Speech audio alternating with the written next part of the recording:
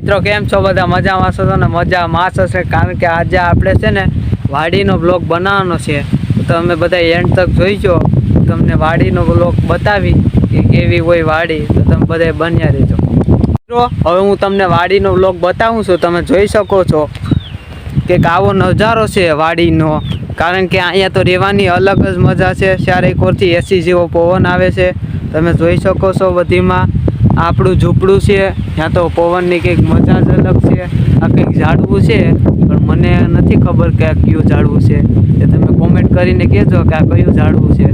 મિત્રો તમે જોઈ બધે આ વાડીનો નજારો. મિત્રો અહીંયા પહેલાં છે ને બોયડી હતી, બોર ખાવાની. મીઠે મીઠા સણિયા બોર ન હોય એ બોયડી હતી અહીંયા બોર ખાવાની, પણ અહીંયા કાઢી નાખી છે.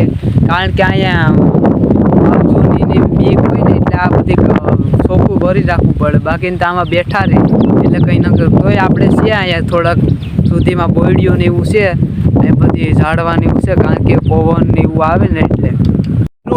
હું તમને બહારનો નજારો બતાવું છું, તો તમે જોઈજો. એ તો કંઈક અલગ જ છે જોવાનો નજારો. આ નાનું એવું સીંડું છે, મિની સીંડું કહેવાય આને. આ તમે જોઈ શકો છો. આ આપણી ગાડી છે બેટરીવાળી. એમાં તો કંઈ ઘટે જ નહીં ને, બેટરીવાળી હોય એટલે.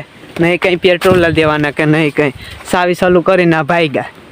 એટલે આપણે આ મોટું સીંડું છે, કારણ કે અહીંયા ટ્રેક્ટર કે એવું કંઈક આવે ને, એટલે અહીંયા રાખવાનું ને બધી સુવિધા હોય. આ આપણું મિની સીંડું છે ને આપણે આ ગાડી છે. કેવી લાગી કોમેન્ટ કરીને કહેજો. આ અહીંથી આ ભરોળિયાનો રસ્તો છે, તમે જોઈ શકો છો. આ આપણું સીંડું, આપણું ગાડી છે અહીંથી આ બધી જવાની. તો મિત્રો તમને મારો વ્લોગ સારો લાગ્યો હોય, સારી મહેનત લાગી હોય તો સપોર્ટ કરજો અને ફૂલ સપોર્ટ કરજો. Bye bye.